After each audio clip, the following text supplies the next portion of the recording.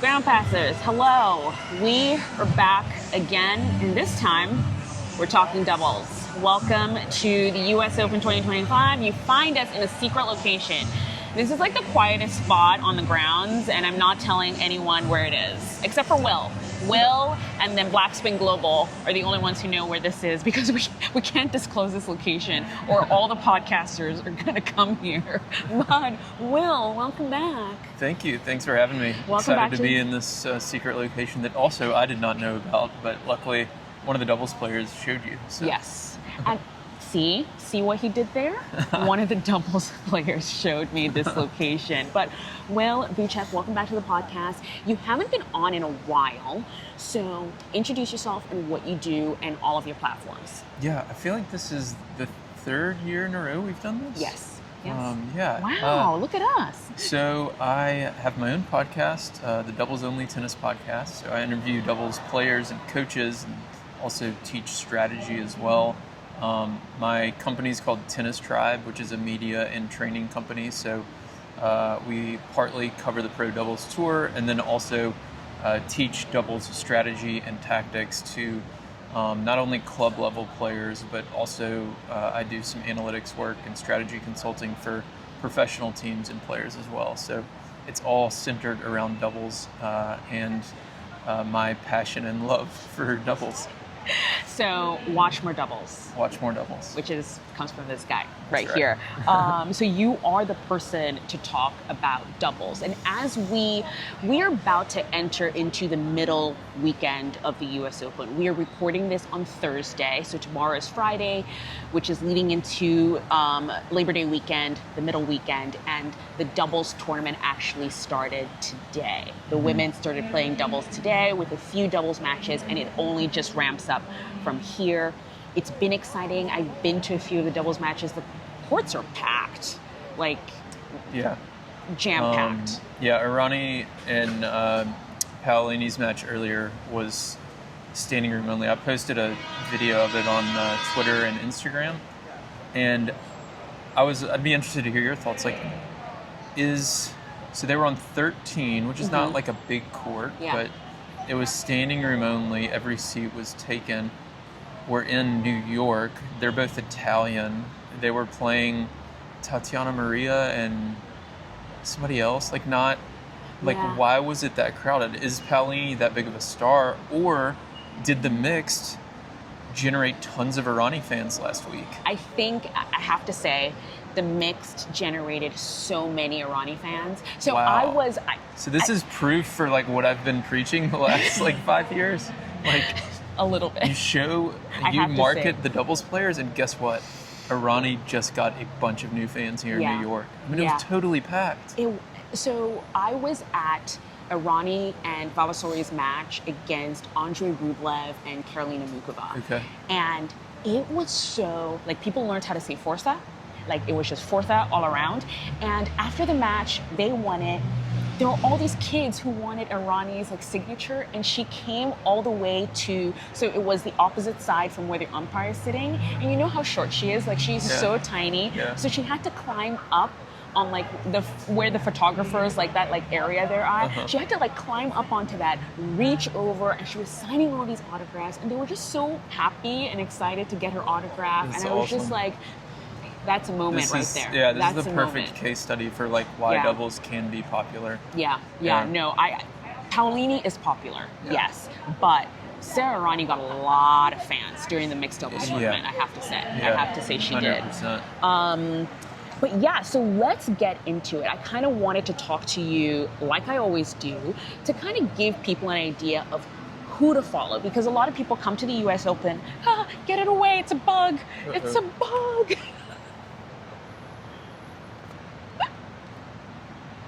This is a real moment that you're seeing here of Anastasia being terrified of bugs. I'm not a bug fan either.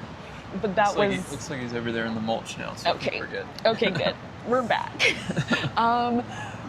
So, like we do on Ground Pass, because people might come to the US Open and just not know who the doubles players are, especially, not a lot of them got to play the mixed doubles, so you don't know who to follow. Right. So I wanted to sort of pick out 5 on each side, so 5 women teams and 5 men teams, and maybe do a special sort of like shout out. So we'll do a total of 6. Maybe we'll do an extra of who to follow and why. Yeah. So as we it's let New this, York. As it's we, really we loud. let this motorcycle pass, I mean, there's a lot of favorites that you'll have heard of. So like right behind us. Well, maybe I shouldn't have said that. Siniakova and Townsend are playing. Now they're going to know where we are. Siniakova and Townsend are playing. Yeah. They're the top seed. They're probably the favorites, I guess. Townsend's still in the singles and playing really well. So that's always a fun team to watch. And they draw a crowd. Like Siniakova and Townsend, wherever they go, they Townsend really draw a crowd. has a lot of fans in New York and in the U.S. in general. And especially after what we all know after happened. what we saw yesterday. She's going to draw a crowd wherever she goes. Yep. Super entertaining. Dabrowski and Ratliff are coming off the title in Cincinnati. They're a very fun team to watch because of their game style. There's lots of crossing and switching. If you liked watching Irani play, you'd like watching them play as well. Okay. They both get to the net, which isn't super common on the women's side. So they're really, really fun to watch. Okay. And definitely one of the favorites, having won it a couple of years ago as well. Who else do I have here? So Kudermetova and Mertens won. Actually, they had a double bagel today. Really? They did, yeah. Oh, wow. Against an alternate team that I don't know very well, to be honest. And to double bagel anybody though, they must be playing well, and they won Wimbledon. Right. And they're both very good doubles players and singles players. So. And Kudermetova, she was in the singles favorites. Draw, but she's not anymore. She lost, I think, her first round singles match. Okay, yeah. So I believe she's Mertens is still in. So she's going to be all focused on her doubles, I guess. Yeah. So, but we know how I feel about Kudermetova. She spins her web, and I get entangled in it, and then she loses in singles. So we'll focus on her doubles for now. I'll give you a few teams that people may not have heard of that aren't quite as popular. So Guo Hanyu and then Alexandra Panova, they made the finals in Cincinnati. Okay. They made the finals last week in Monterey. I think they made the quarters or semis in Montreal as well. So they're playing really good. So they're on a streak. They're on a streak. They're playing really well. And it's a team that kind of flies under the radar because neither of them are American, and they're players that you may not have heard of, but they play a really good style of doubles. They're both really good returners. Both have great hands at the net. Guo is especially good from the back of the court. She's a pretty good singles player as well. So that's a team to keep an eye on and is really, really fun to watch. Yeah. Okay. Another one, Melikar Martinez and Kristina Buxa, who is still in the singles She's as well. still in the singles. She took out Alex Ayala. She did it. Yeah, she did. So they just won in Monterey. Okay. And they're a kind of new partnership as well. They won in Monterey without dropping a set. And they didn't even go to a tiebreaker in any of the sets either, which is rare for doubles. And they're a new partnership? They are, yeah. When did they get together? I think they played DC together, but lost first round. Got it. And then that was their second tournament, Monterey. Got it. So they are on a hot streak, playing well. The chemistry was good in Monterey, so I would expect it to be good here. The thing is, they play Shea Sue first round. Because Shea Sue is partnered with Ashlyn Kruger, which is really, I guess, seemingly random.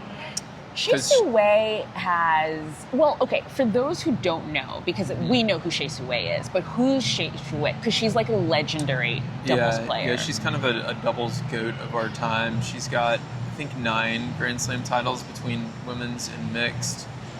This is the one she has not won, I believe, so she's going for kind of the career slam, I guess they call it. And she has a very quirky game style and personality. So that makes her kind of a fan favorite. She's kind of like one of those cult favorites in tennis.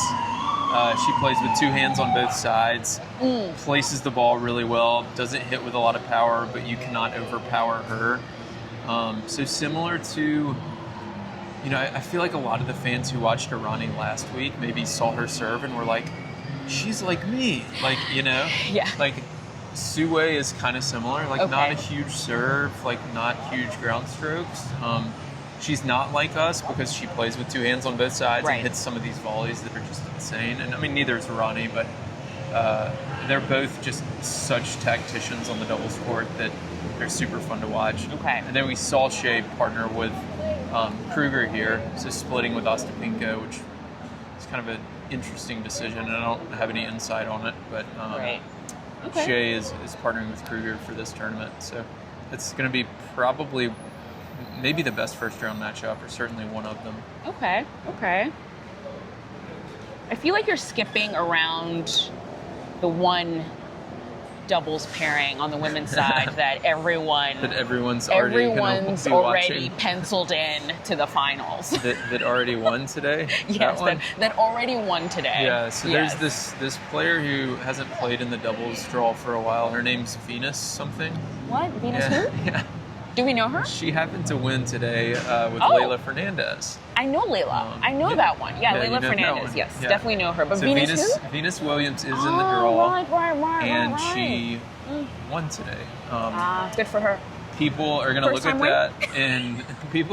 that and be like, think that the singles team beat the doubles team maybe, but Venus is a doubles player too. Yeah. She has 14 Grand Slam titles, more than probably anyone in the draw. Right. So she's a very good doubles player, and Leylah plays a lot of doubles as well. She's a good doubles player too. Yeah. So they beat the 6 seeds, Kitchenok and Perez. Mm-hmm. So the draw's kind of opened up for them since they drew that seed first round and were able to take them out. Yeah, I was lucky enough to watch that match, and Venus Williams and Leylah Fernandez, I think it was a rocky start for them, but they definitely warmed up to each other and the partnership. And I mean, Venus is great. Like, she's playing very well. I think she's surprising a lot of people for sure. I was mostly surprised by Leylah Fernandez because you tend to forget she's a doubles player. It's been a while since she was partnered with Taylor Townsend when they were playing a lot of doubles together. So I think you do tend to forget that they got really close to winning Grand Slams as well, and they were a really, really good team. She was really good. Yeah, From the back, at the net, she was really, really good today. It helps, people looked at the mix last week, and you saw some of the doubles players like Casper and Iga have success, and then other ones struggle a lot.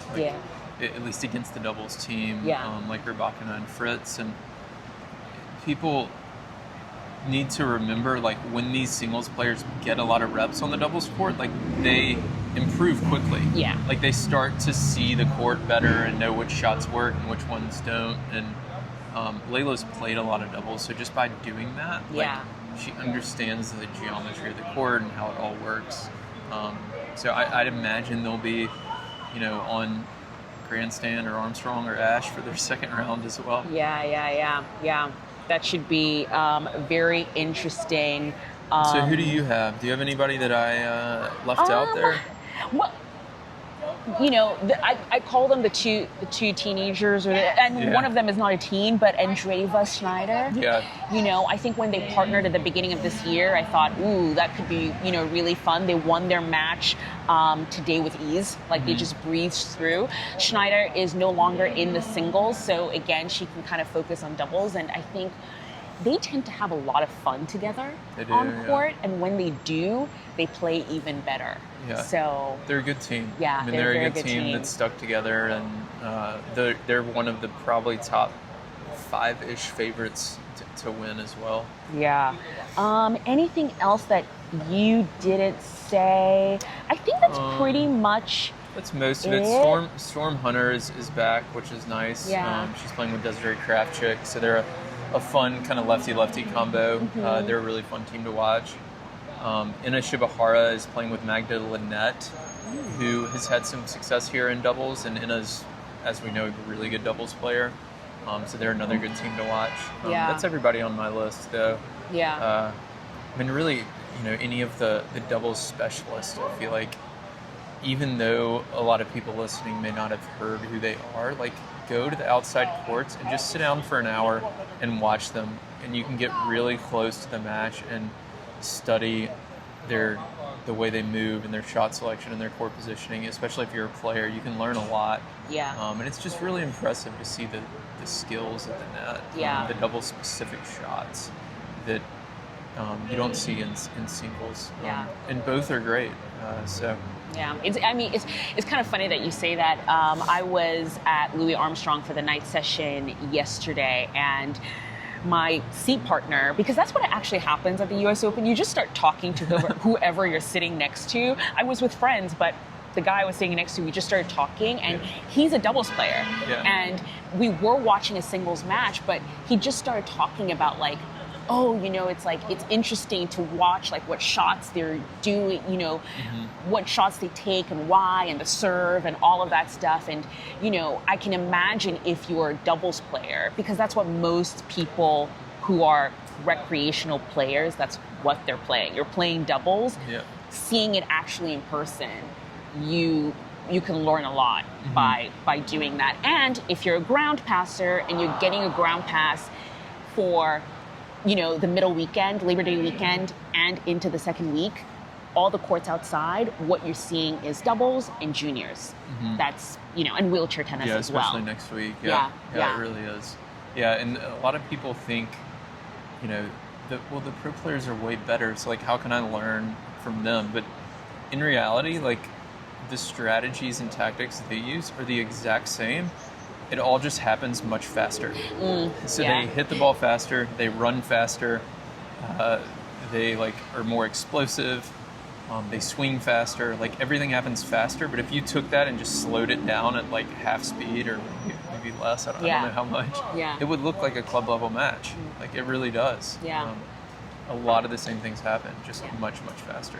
Yeah. So you can still get some really great tennis on a ground pass in the second week. Let's go to the men. Let's go to the men's draw and see what we have. What is jumping out to you on the men's draw?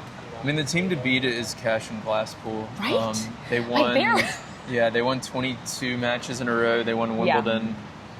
They won 2 or 3 tournaments going into Wimbledon, and they won in Toronto. Toronto. Yeah. And then ended up losing in Cincinnati to Ram and Mektic. Yeah. They're an all-British team, by the way. Yeah, they are. I mean, the British. If you're like a doubles nerd, watch any of the British teams. So them, Joe Salisbury and Neil Skupski, who I just interviewed Joe earlier today, actually.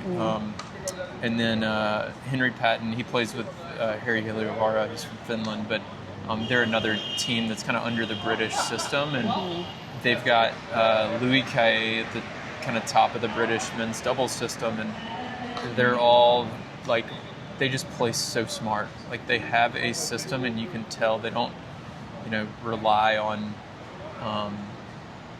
necessarily like just athleticism or just like skills. It's like positioning and putting the opponent under stress and all these different things. So any of the British pairs are really good to watch and learn. I actually have a question for you that I'm very interested in, because as someone who I've been following doubles for a long, long time, Joe Salisbury and Neil Skupski are 2 British players that back in the day, they were not paired together. They were paired with different partners. And I always used to think, well, they're both British and they're both very good. Why are they not paired together? Yeah. They finally did it this year. So this year was the first year that they paired together. Yep. They were not good at first. They did not gel. Yeah, they had a really rough start. Yeah.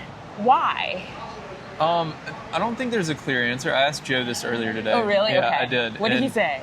He said like he didn't have a clear answer. He wasn't sure. One thing I brought up that could be a partial factor is Joe played with Rajiv Ram for the last 6 years. So he's not used to figuring out how to play with a new partner. Like he had the same partner for 6 years, and then all of a sudden he has a new partner, and it's the first time in a long time where he's had to learn how to play with a new partner. So maybe that's part of it. Yeah. He also mentioned people had them kind of high on their list as teams to watch out for at the beginning of the year, and he said maybe some of that pressure of expectation was a little bit too much. Right. But also sometimes you just have, especially with the doubles format at non-majors, it's no ad, 10-point tiebreaker for the third. You can just have a string of bad results, and it's not necessarily because you're playing bad. It's just because the margins are so thin, and you have a few unlucky matches. Okay. Because now they're doing fine. Like, I feel like now they've had some. Great. Yeah, they've had some really great results. They're certainly, I would say, like a top 3 or 4 favorite here for sure. Yeah. Okay. Cool. So who else? So Mektic and Ram, I mentioned them. They won Cincinnati. Yeah. And it was not. They didn't have like the draw open up for them, or like, you know, they got lucky and won a bunch of 10-point tiebreakers. Like, they were good. Mm-hmm. They were a very good team. Yeah, Rajiv is playing. I talked to Rajiv last week, and he said he thinks he's playing the best he has all year. And I agree with him watching. So I think they're the 11 seeds, so not one that like you would necessarily, from a seeding perspective, pick as a favorite. But Rajiv has won here 3 times, so he likes it here. Yeah. And I think they're playing really good doubles, so they're definitely a team to look out for. Kravitz and Poots, the German team, made the finals last year. Yes. They're a very good team. They're fun to watch because they use a lot of lob returns as well, so they kind of get into the point as a return team. And that can be really entertaining for the crowd because it can kind of extend the rallies a bit. Yeah, that's another good thing. Like, doubles points can be a lot of fun. Yeah. Doubles points can be a lot of fun. On the men's side, some of the teams, they can be pretty short, which can get a little boring. Yeah. Like Cash and Glasspool, like one of the reasons they had that long win streak is because their serves are their serves are better than most of the single serves. Yeah. Like Julian Cash is serving 135. Like, and hitting spots. Yeah. Like, so, like, most of the singles players would probably trade their serve for his. You know, he's not a singles player because of his serve. It's maybe because of his ground strokes or net movement or something like that. I don't know the answer to that, but it's definitely not his serve. So they're you know, when they get into a serving rhythm, they're maybe not the most fun team to watch, but they're one of the favorites for sure. Yeah. Did you have any other on the men's side? Got a few other teams. The best story in tennis this year. Harrison and King. Like in singles, double, they're the best story in tennis this year. I just think, and if you don't know the story, I'll tell it again because I always love to tell the story. But just, you know, I think, what was it? Was it Dallas? Dallas, they won. They won started Dallas. the streak there. Kinda. Yes, they got a wild card into qualifying in Dallas, went through qualifying, got into the main draw, won the tournament. And that started the streak. And, you know, basically they got a wild card into qualifying because they didn't have a ranking that could get them into the 500, into qualifying, which is crazy. And they've just carried that momentum throughout the year. And now they're the #1 American doubles players, which is, like, to have that sort of a run and a streak, I think is super impressive. Yeah. And to just carry that momentum through. Because sometimes, you know, I think I don't want to say anyone could have a streak, but you know, you'll have players who have a streak here and there. It's hard to sustain it. But to sustain it throughout a season, I think that's pretty impressive. Yeah. And I just remember talking to Evan King at a challenger, and he was playing doubles, and he wasn't playing with Christian Harrison. Yeah. Sorry, he wasn't playing with Christian Harrison because Christian didn't have a ranking and he couldn't play.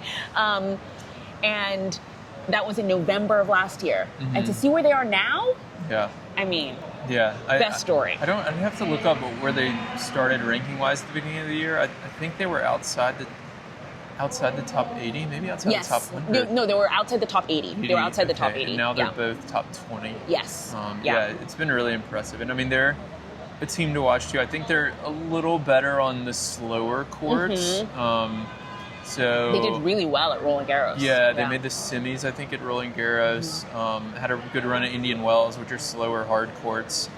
So the court speed will matter here. I don't know how it's playing this year. I haven't heard anybody mention it. I feel like people are always talking about court speed, but and I'm always like, I don't know.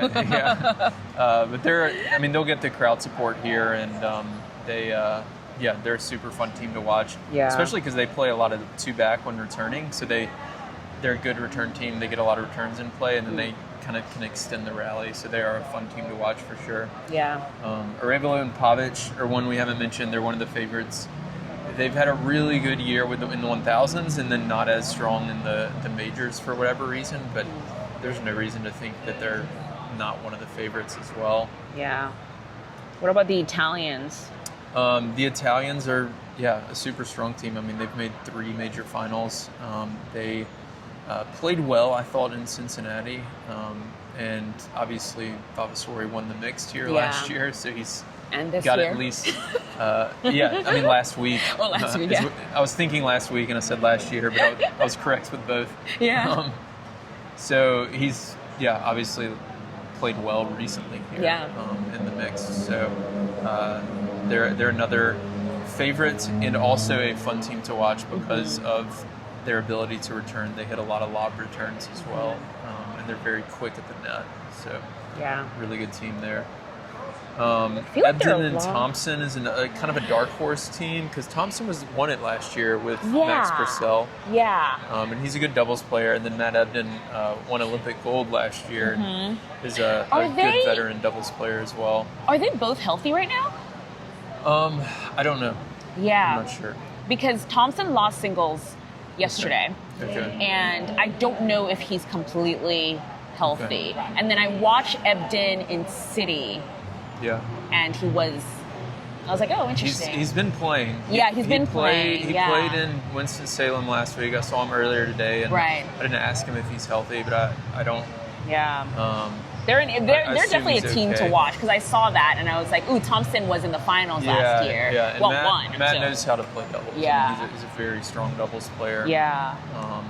And then this is Mahu's last major as well. He's playing with Pericard, Nicholas Mahu. It's his last one? Yeah. Oh, yeah. wow. I think this is his final season. Wait, is he coaching Bonzi? I don't know. Maybe. I haven't watched Bonzi. I'm going to fact check that and put text on. I think he's coaching Benjamin Bonzi. But yeah, I'll look that up. The only reason why I remember is because I watched that Medvedev match and they kept cutting to the coaching box and I believe he's coaching Bonzi. He is? He's coaching Bonzi. Yes, that's him. Okay. Yep, that's the guy. That's the guy. This is his, he's pulling double duty. Former world number 1, has a number of Grand Slam titles. I don't know how many exactly, but he's retiring at the end of the year. So I guess he's going to transition to coaching. Right. But he's playing with Pericard, so that'd be a fun game to watch. That could be a really fun. Massive serve. Yeah. And Mahu's a great doubles player as well. So. Oh, that could be a really good dark horse. It could be, yeah, especially since Pericard's not in the singles anymore. I imagine he wants to do well for his last tournament. So, we haven't talked about Granollers. Have we talked about Granollers Ceballos? No, we haven't. They won Roland Garros, broke through after finally. They had made so many major finals. Yeah. And since then, I think they've struggled with a little bit of injuries. They haven't been in a ton of draws. But if they're healthy, they're always a threat. They, I think, lost in the quarters last year to Purcell and Thompson, who went on to win the tournament. Again, if they're healthy, they know how to play doubles. They're very good lefty-righty combo. Yeah. They're definitely a threat. Yeah. Okay. Those are all the names I kind of have. Like, I feel like there are just so many teams to follow. We didn't even mention a bunch of the singles players who are also in the doubles draw as well. There are a lot of fun people to follow. I did want to ask you a few things because this always comes up in the conversation. I think with doubles is how do you make doubles more sort of accessible or exciting for fans to kind of follow? And I'm going to keep asking these questions until they almost happen.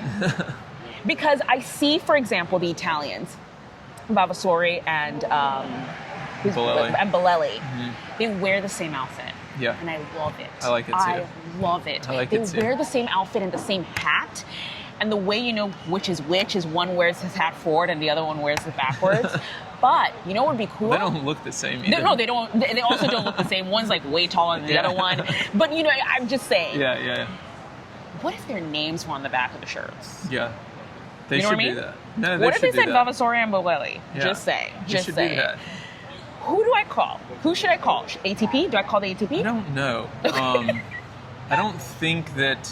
Yeah, I mean, they've experimented with some doubles rule changes the last year, you know. They did it in DC where they mic'd up the players. Yeah.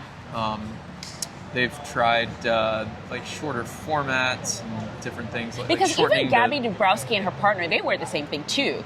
And it's cool. Yeah, they do. I think more teams have done it this Like year. they're wearing the same thing. I think so. That'd be interesting to track. But I think because there's been more conversation the last few years around like, what do we do with doubles? Is doubles going to make it? I think the doubles players have kind of come together a bit more, and they are starting to do things like that because they think it might help, and I think it's smart. Yeah, I really do. Because I would like, for me visually, it just kind of looks cool because it gives more.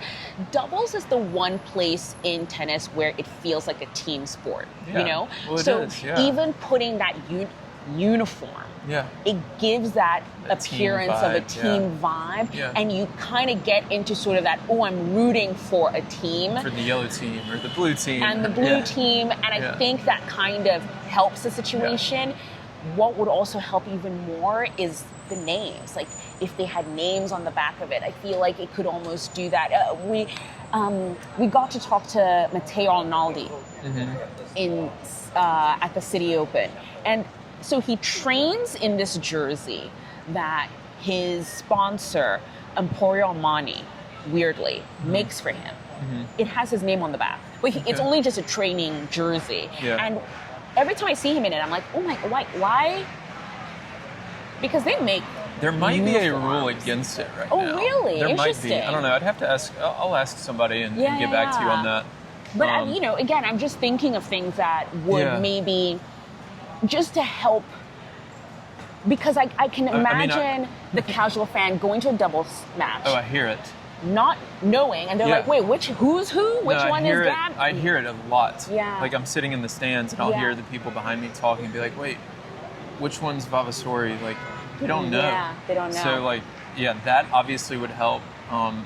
If they could just ask the chair umpire to just, like, you know, at the beginning of the match, they'll say, like, Vavasouri to serve. Just do it every service game. Yeah. You know? Yeah. Just little stuff like that. I mean, there's probably more. That was just off the top of my head, you know? But I think little stuff like that will help the fans kind of get to know the players a bit more, know their names, be able to cheer for a specific team. Yeah, because even with the singles, that's what they do. You know, you're screaming Rublev, or you're screaming, you know, for Serena or Venus Williams, and you're just like. That's a good point. Yeah.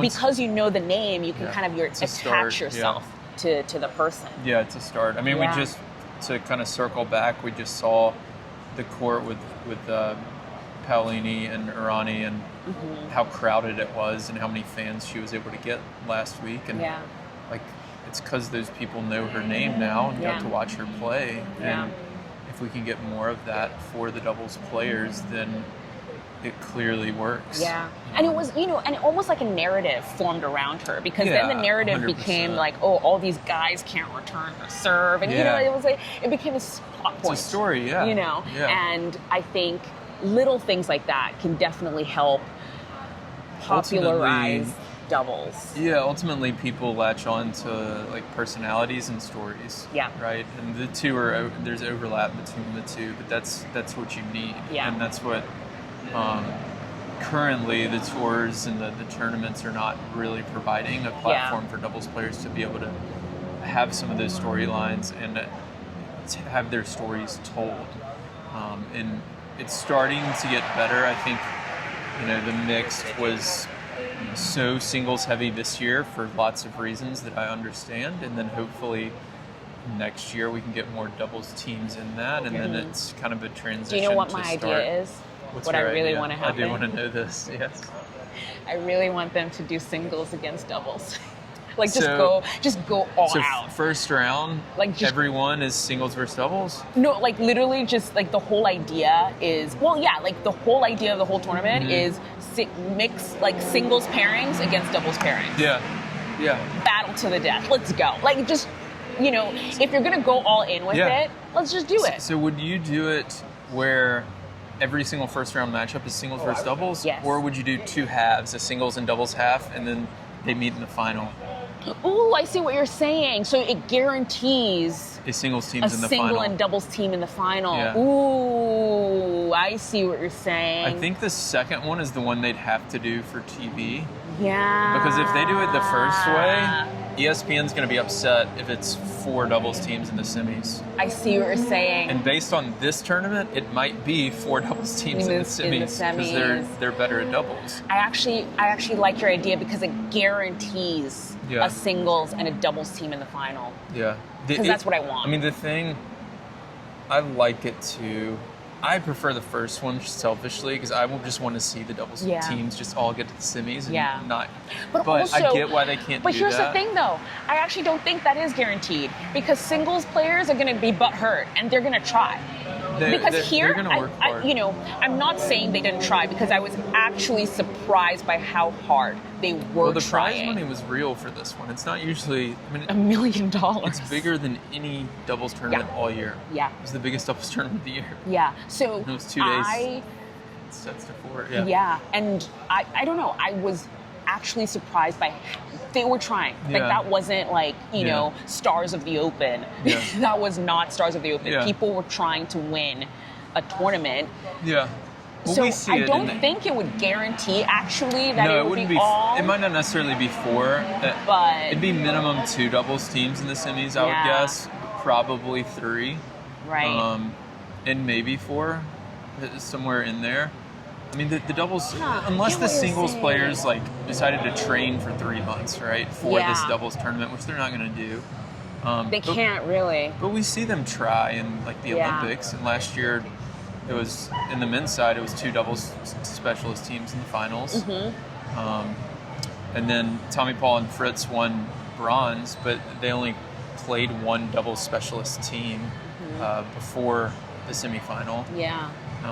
And it was a team that was ranked a little lower and a little older. So, when they match up, generally the doubles teams win just because of their skill set. They're used to it and their skill set, Yeah, they train for that. Yeah. The singles players aren't training for that. If they did, they'd do great. Yeah. They'd do great. No, like even what you were saying, like even if they, get a few reps in, like they'll figure it out, but they're not they don't have the time Some to of get them those can. reps in. I won't say all of them will. Yeah. Like Medvedev's got a long way to go before he can become a top doubles player, but Medvedev needs to work on his singles. But you saw well that too.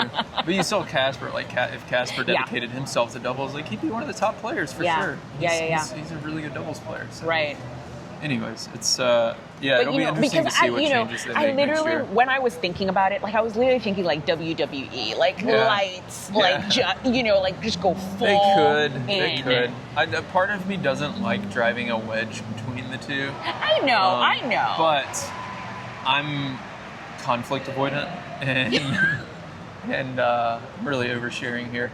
So it's okay. It's Will. Yeah. So I don't want singles and doubles. I want them to like support each other. No, totally. Currently, I get that. like there the way is a everything's wedge. structured, it's like the singles players and tours getting all the support, and the doubles players like not getting any any marketing. And, we've talked about this. No, we have, but that was for the entertainment value. That's kind of where I was going for, only because I mean, in my heart of hearts, I feel like a doubles team would win again, but I also just wanted to see people want the drama. They do. The drama will sell the tickets. It would work. I'm fine with it as long as they get more doubles teams in the draw. Exactly. That's what I want to see next year. Yeah, and because then that's what I would say, and that's how I think it would guarantee half and half. Yeah. Like you have to have half singles and half doubles. And the best matches, like, I mean, you were there, so but the best matches, at least on TV, were Wherever Sarah, Arani, and Arani and Vavasori against two singles players. Wherever they were. Because it created that contrast Yeah. that was so good to watch on TV. Yeah. So, and then now all of a sudden, Arani's like a star here in New York. Yeah. After a 2-day event. Like, it works. It works. It really does. It really does. Well, Will, thank you for joining for this little sort of doubles roundup. Again, if you're on the grounds for the middle weekend and the second week, come watch doubles. You know who to follow now, and let us know who you're going to watch. Let us know in the comments who you're coming to watch, and I will leave Will's all his information, where to follow him and all of that stuff in the description of this podcast. Bye, guys.